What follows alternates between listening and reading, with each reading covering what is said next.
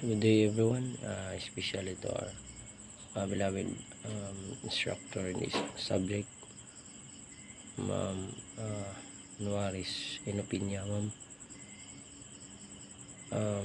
my topic is all about the obsessive compulsive personality disorder.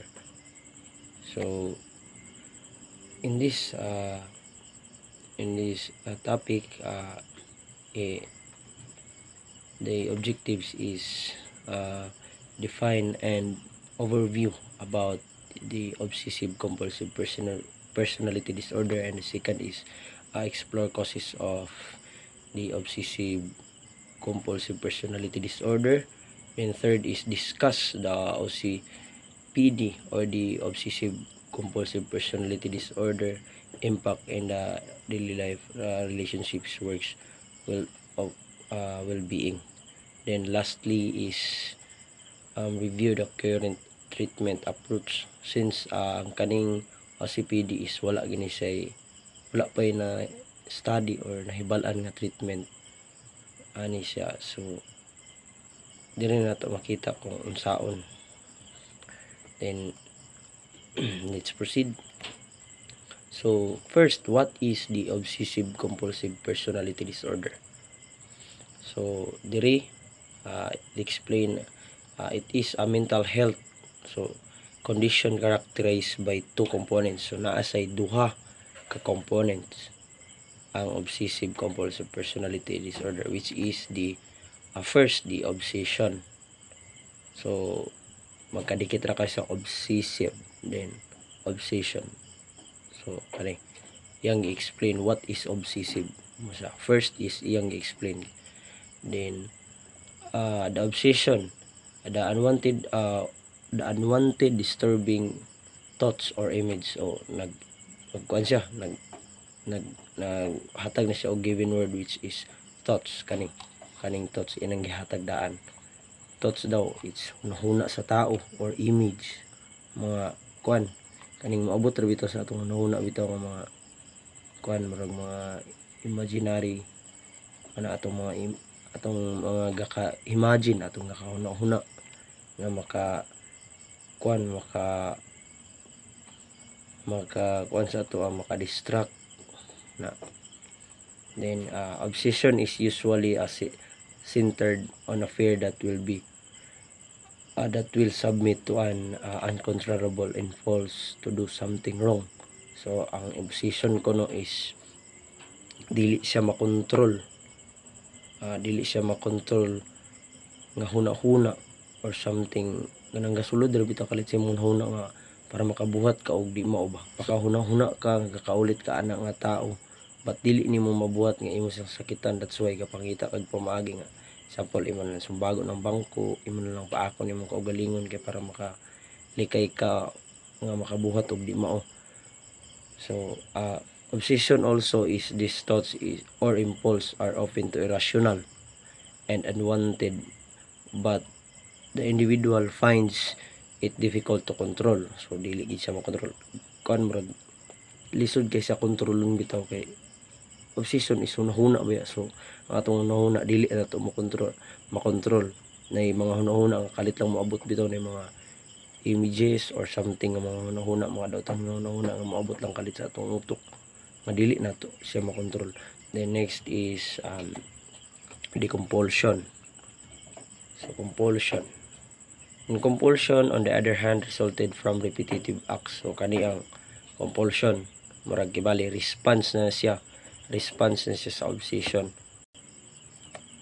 Next is the specific types of compulsion. Kani compulsion, take note, ang compulsion is the result or the response from the obsession. So ang obsession is hunahuna. Ang compulsion is ang action or the behavior or the response. Example, specific types of compulsions: washes or cleaners,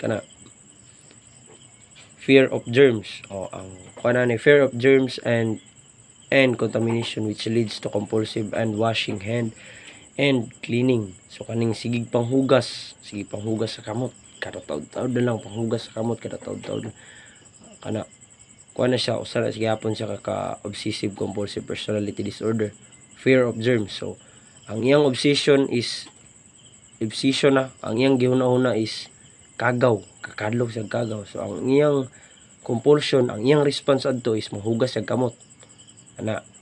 Then next is the cheekers, ano ikaduha, fear of making tragic mistake, kadlok mo buhat og sayop.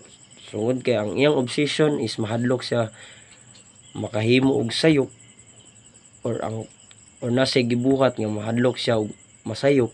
So i-double check na, sige gina-check, sige balik-balik sa uno hantod nga may mga perfect.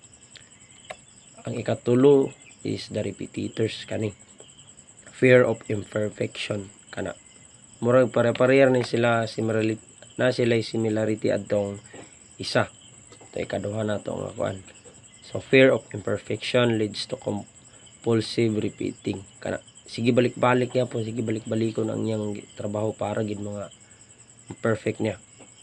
Next is the hoarders, kani fear of discarding something that may later be needed, leads to compulsive saving useless items. Kana bitong kuan kanang sige og kaning sige imbak og mga gamit ba nga bisag dili na kay niya kailangan pero iya gapong tigong sample katong mga notes niya sa una sa grade 3 na college na siya, iya lang gapong ginataguan bisag nagud to, pwede na gud to nimo ilabay.